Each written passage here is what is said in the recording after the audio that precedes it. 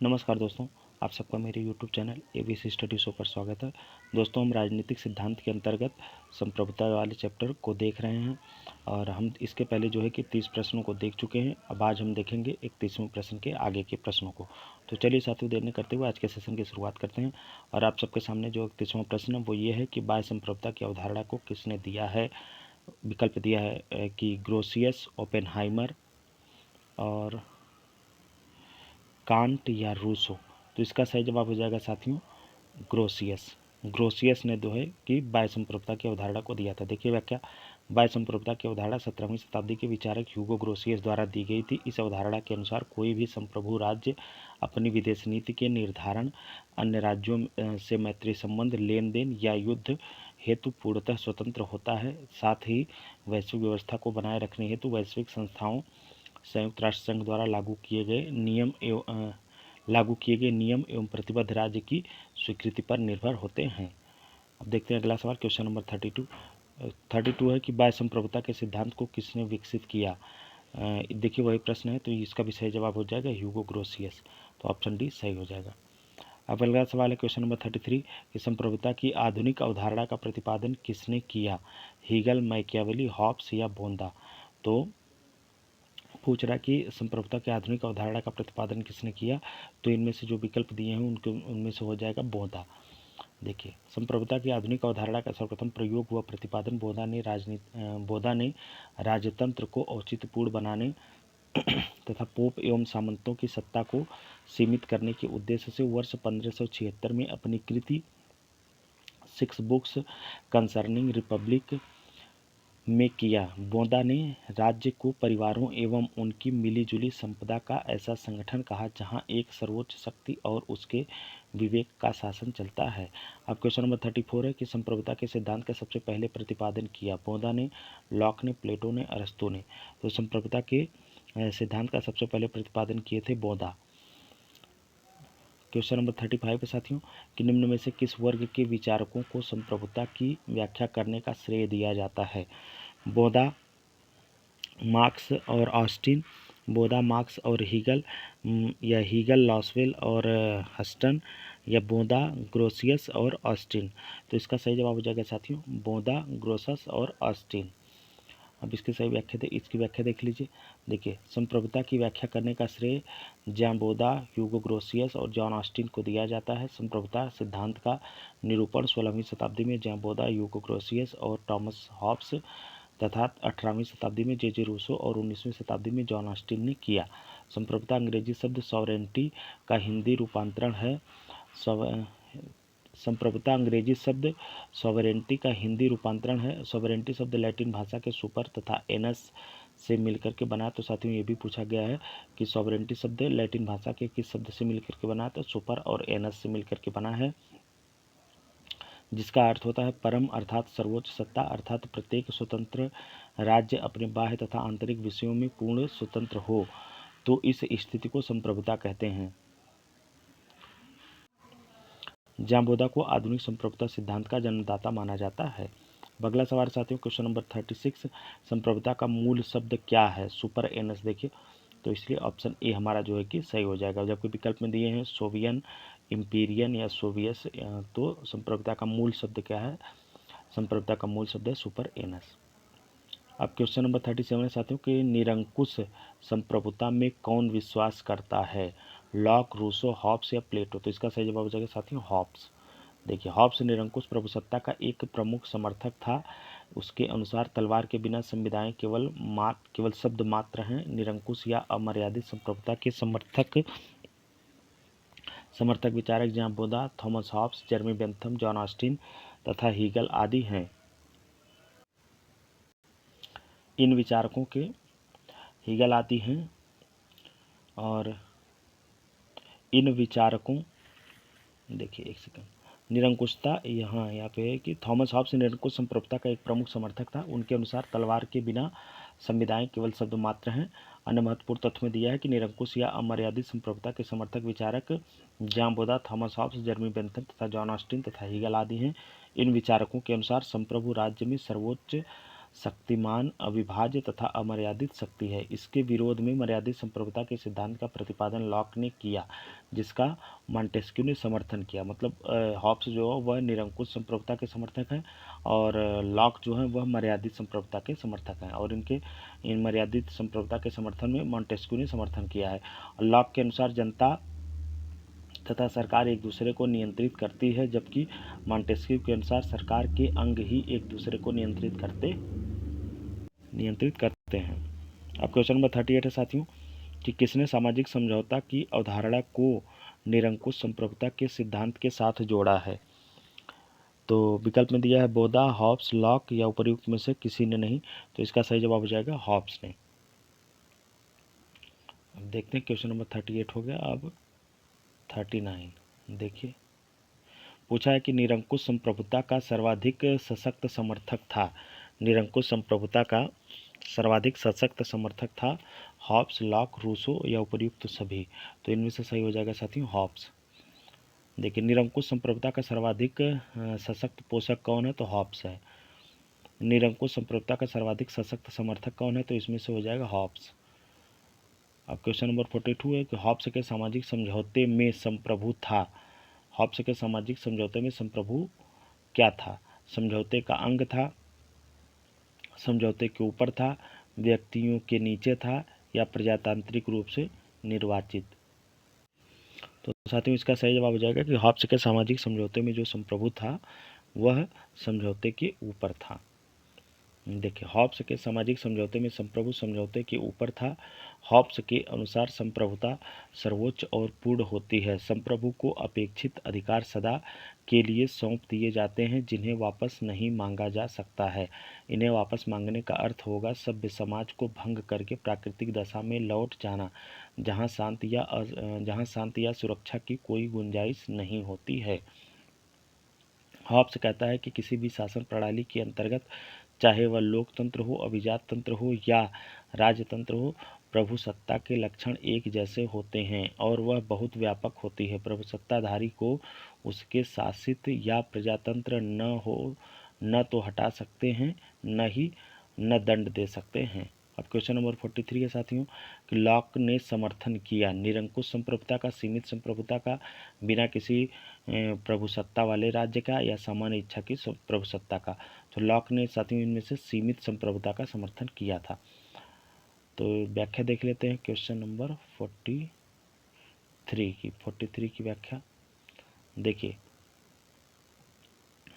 Lock ने लोगों को राज्य के विरुद्ध विद्रोह करने का अधिकार देकर सीमित प्रभुसत्ता का समर्थन किया है। राज्य यदि लोगों को प्राप्त प्राकृतिक अधिकारों का उल्लंघन करता है या सामाजिक समझौते द्वारा निर्धारित शर्तों का पालन नहीं करता है, तो लोग राज्य को दी गई शक्ति को पुनः वापस ले सकते हैं। लॉक का मानव अपने प्राकृतिक अधिकारों, जीवन, स्वतंत्रता एवं संपत्ति की रक्षा के लिए संविदा के द्वारा सरकार की स्थापना करता है। ऐसी सरकार की स्थापना एक न्यास या ट्रस्ट के रूप में की जाती है, क्योंकि वह कहता है कि यदि यह सरकार अपना दायित्व पूरा करने में असफल रहती है तो उसे हटाकर नई सरकार की स्थापना की जाए। इस प्रकार लॉक क्रांति के अधिकार का समर्थन करता है।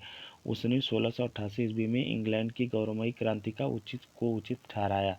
इस तरह लॉक एक संवैधानिक शासन का समर्थन करता है। लॉक मनुष्य को एक विवेकशील प्राणी मानता है और कहता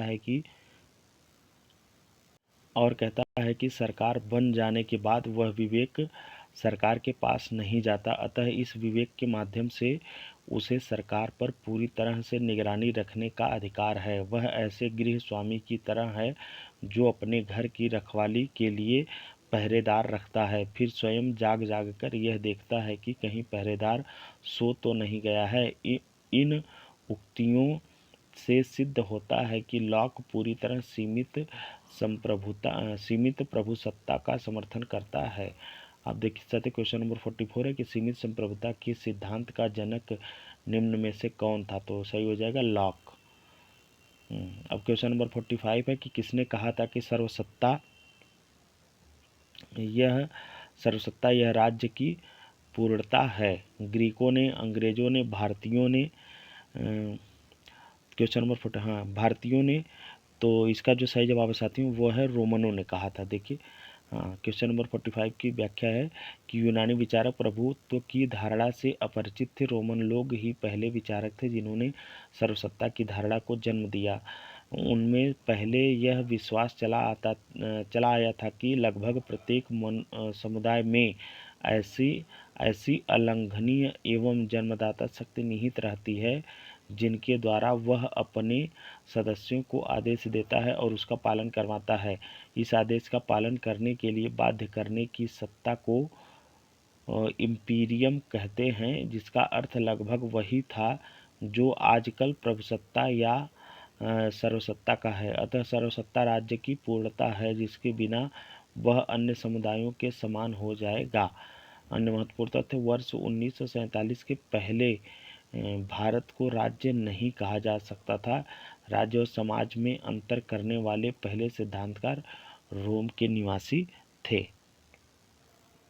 तो अब देख लेते हैं साथियों क्वेश्चन नंबर अच्छा, अभी इसकी व्याख्या में दिया हुआ। एक दार्शनिक के रूप में राज्य की सर्वसत्ता का विचार सर्वप्रथम हमें अरस्तु के विचारों में देखने को मिलता है। अरस्तु के पॉलिटिक्स के अनुसार सरकार जो कि राज्य के अंदर सर्वोच्च है या एक या कुछ या बहुतों के हाथों में होती है। रोम तथा मध्यकाल में यह विचार विद्यमान था क्योंकि कई न्यायविदों तथा विचारकों ने सर्वोच्च सत्ता, संपूर्ण सत्ता आदि पदों का प्रयोग किया है। अब क्वेश्चन नंबर 46 है साथियों कि इनमें से किस चिंतक या विचारक ने संप्रभुता के जनरल विल में निहित होने के वकालत की। पूछ रहा है कि इनमें से किस चिंतक ने संप्रभुता के जनरल विल में होने की वकालत की। जॉन ऑस्टिन, जो बिडेन या रूसो, जीन बोडेन या उपर्युक्त में से एक से अधिक या रूसो। तो इनमें से जो सही है साथियों वो हो जाएगा रूसो। अच्छा, उपर्युक्त में से कोई भी नहीं था। तो देखते हैं इसकी व्याख्या। देखिए, फ्रांसीसी विचारक रूसो संप्रभुता के सामान्य इच्छा में निहित होने की वकालत करता है। रूसो मानता है कि सामाजिक अनुबंध से जिस राज्य की उत्पत्ति होती है सर्वोच्च सत्ता उसी में निहित होती है। अतः संप्रभुता का सही आधार सामान्य इच्छा है। अब क्वेश्चन नंबर 47 है साथियों कि रूसो की सामान्य इच्छा के संबंध में कौन सा कथन सही नहीं है, पूछ रहा है।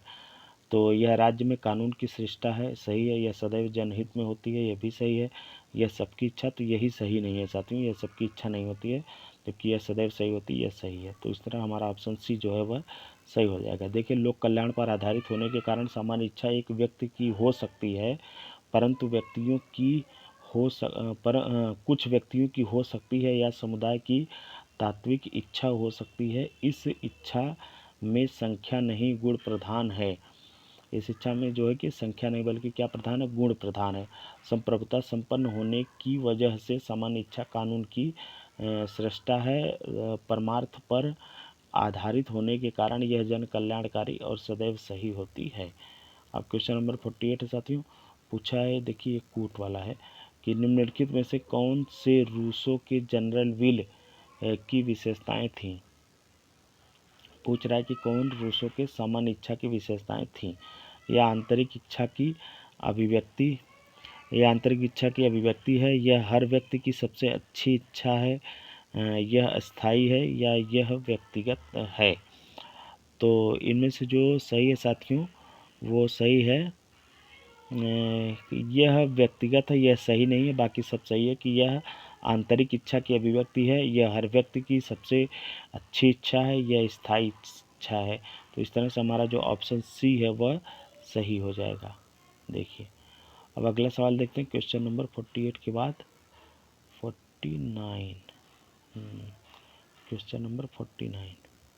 क्वेश्चन नंबर 49 में मार्सिलियो, पादुका और रूसो ने किस प्रकार की संप्रभुता का प्रतिपादन किया। लोकप्रिय, धार्मिक, अभिजनोन्मुख या संसदीय। तो इसका सही जवाब हो जाएगा साथियों लोकप्रिय। व्याख्या देख लीजिए।